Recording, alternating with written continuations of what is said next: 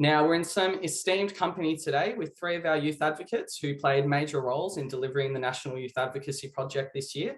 So I'd like to welcome Elysse from Y South Australia, Brianna who joined us through Queensland's Youth Parliament program, and also Rhegan from YWA, who is one of our two Inspired Young People of the Year. So thanks for joining us, team.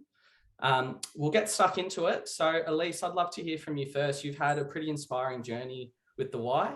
Can you tell us a bit about it, and in particular, what has it meant to you to have your voice heard? Thanks, Alex. Hi, everyone. My name's Elysse and I'm coming from Ghanaland in Adelaide. So my YMCA journey started in 2015 when I joined our Youth Parliament program. I was lucky enough to be selected as the 2016 Youth Governor of South Australia, and that's when I started volunteering with the Y. So I volunteered on our task force from 2016 to 2020, and I was also lucky enough to be selected as the South Australian representative for the Commonwealth Youth Parliament, all thanks to my involvement with the Y. So currently I work in our youth empowerment team, so running the youth parliament and camping, and also I work in community strengthening as well, where we run our LEAP programs. So I have always been passionate about helping other people and trying to be my best self that I could possibly be. Although until I started with the Y, I never realized how empowering it can be to have your voice heard and appreciate the privilege that it is to actually have the people around us that will listen. So I believe that all young people who come from diverse backgrounds should be given the same opportunity to speak about issues that are meaningful to them, and that we shouldn't be dismissed because of our age or experience or background. So I believe that because of incredible programs like our Youth Parliament and like the Youth Advocacy Project that have been running across Australia for decades now, we've had thousands of young people also have the opportunity to have our voice heard and to feel empowered in our communities. So it is I can't describe how impactful it has been, but it's been, yeah, incredible. Well said, Elysse, thank you. Rhegan, over to you. You have been all over the shop this year, connecting with young people. What have you learnt from connecting with young people this year? What can you share with us? Yeah, so I've been in the youth advocacy space for around about 18 months now, and I think I want to start by saying there's a phrase that you kind of commonly hear a lot from leaders and particularly politicians, and that phrase is that youth are our future.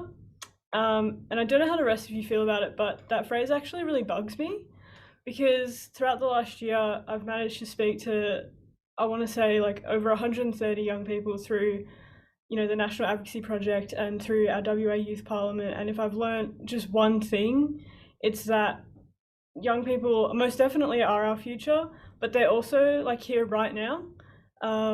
Every single person I spoke to this year has had such an incredible insights into everything I asked them. They had really important things to say.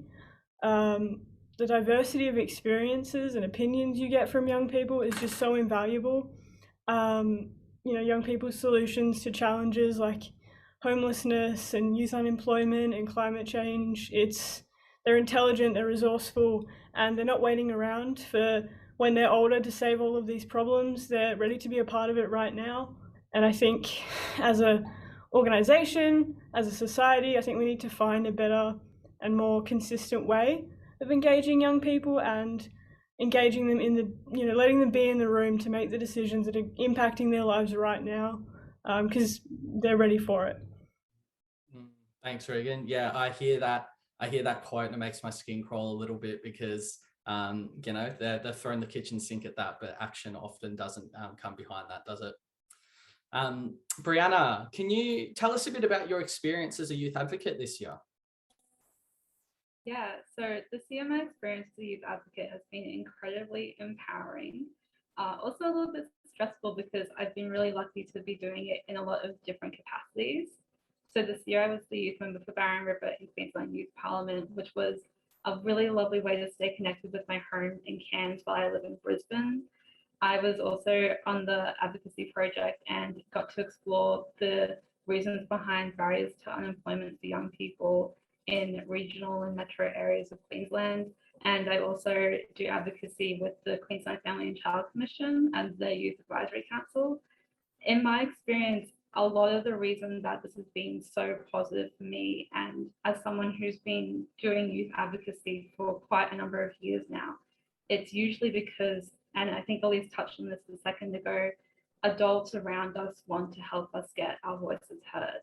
And programs like Youth Parliament, whereas young people helping other young people, are so crucial and valuable, but it's what we need people in power, and that's usually the adults, to help us get our voices heard by even more people.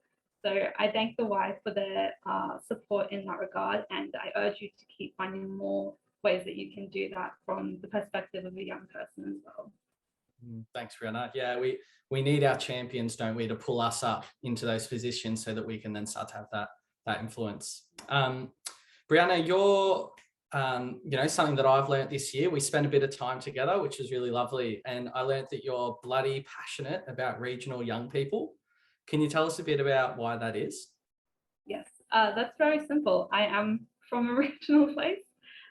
So up until last year, I lived in Cairns, and I'd lived there for 21 years by that point, so my whole life. And I had to relocate to Brisbane, which has been a nice change, but it wasn't something that I wanted to do. And I had to do that because there were few employment opportunities for the industries I wanted to work in my hometown. And when I wanted to change my career trajectory into education, there were few opportunities for me to gain tertiary qualifications in my town to do that. So I had to relocate from my regional home, and it was very difficult to do that. I used to be very disappointed growing up in Cairns and hearing all my friends who couldn't wait to move to Brisbane or Sydney or Melbourne, and they just wanted to get so far away as soon as possible. And it broke my heart because besides the humidity and the mosquitoes, Cairns is arguably one of the best places in the world to live. So seeing that my young friends didn't see it from the same perspective really upset me a lot. And the biggest issue I had growing up was that Cairns didn't have a music festival. But moving to an area in a metropolitan city where there are more opportunities for employment and education really highlighted the point of views that my friends had to me. And I understood, life from a regional area is not all sunshine and flowers and beaches and waterfalls. It can actually be really restrictive at times. And then I imagine how much more extreme that would be from people from rural and remote areas as well. So if you take anything away from this, maybe a Y in the FNQ would be really nice. Yeah, thanks, Brianna. And I have to give you a shout out. When we brought you into the project, you were really keen on running consultation in Cairns, and although we aren't in that part of the country, that wasn't a barrier for you. You found a way to do it and sought additional funding, and talking to hundreds of young people in Cairns, you're definitely not alone in how you feel about not wanting to have to relocate, but having no option but to, if you really want to be able to set up a career. So one of those real key recommendations out of our report calls that out, and hopefully that's something that the Y can play a role in changing in the future. Rhegan, one of the many hats that you wear at the Y is as a member of the Why Not editorial committee. Can you tell us a bit about what it means to be able to work on a national platform with other young people across Australia? Yeah, so Why Not was something I wanted to be a part of as soon as I knew it existed.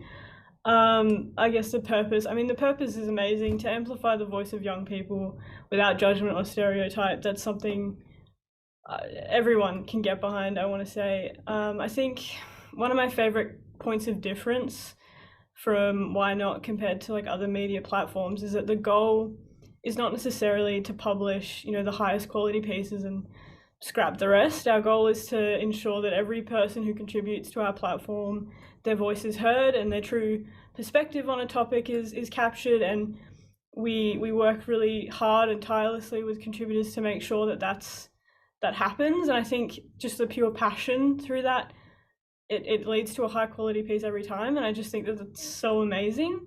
I guess more to your question, just the fact that it is entirely run by young people. I mean, we have some amazing support from outside of the EC, but the key decisions and the direction of the platform is all by young people. And I think that's amazing. I think it's a great example of how successful young people can be if they're given the support and the opportunity.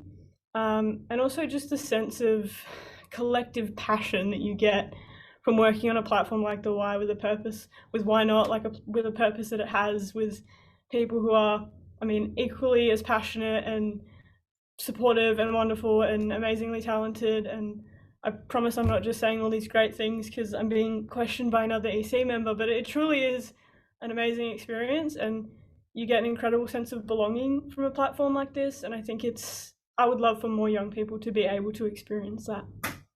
Thanks, Rhegan. Yeah, I've loved connecting with you through the platform, particularly in a way that is outside of our roles with the Y, where we can fail, learn, try new things. It's been really great. I really encourage any young people that are on the line to connect in with the EC however you can. And if you're not young, jump online anyway, read some articles, please share them around. The EC has put out an amazing campaign on the back end of this year called Rarely Seen, Hardly Heard. So I really, really encourage you to jump on, read one of the articles or watch one of the interviews from Rarely Seen, Hardly Heard, and share it with people in your network. Now, Elysse, going to bring us home here. So what role does the Y have to play to support young people to feel hopeful for their futures? Thanks, Alex. Yeah, I think that the Y has the utmost importance in helping young people feel hopeful for their future. So the programs and support services that the Y currently has is like a great starting platform for young people, although I believe there's always growth and development that we can have in every area, and that doesn't exclude the Y. So we have incredible opportunities currently, which include like our youth parliament and the youth advocacy project, as well as our disability programs as well. Although I believe we should have more diverse programs and activities that engage youth on a regular basis. It's also integral that all of these programs that we do are affordable and accessible for young people, because a lot of the time it is those disadvantaged youth who don't have these services and who can't afford or access them. I think the most important thing that the Y can do is actually just listen and engage to young people. So like Rhegan was saying, like, youth are our future, but youth also matter now, and their social change, our social change, it will come into effect whether we're in power, whether it's in this generation or the next. So it's important that we have all of these people who are in power now that listen to young people and make us feel hopeful for our futures. The Y has the resources, we have the people power, we are all passionate, and it's time that we take more action and focus on young people and their lives and how it's impacting our communities. I know that I've been one of the lucky ones. Because of my involvement in the Y, my life has changed drastically, and I can't be more grateful. So I'm just so thankful that I can be a part of the Y now, so I can help youth and help others feel great, hopeful for their future too.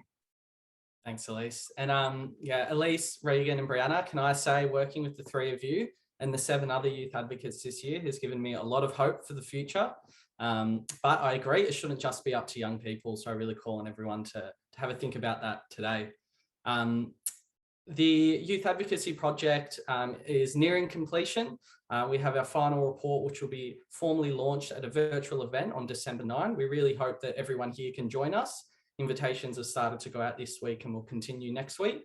You'll have an opportunity to dive into the 7 policy recommendations that we've touched a little on today. And you'll also have a chance to further hear from some of our youth advocates about their experience throughout the year. I'd like to, again, thank the team for coming together tonight and for your time. And we'll pass back over to you, Ben.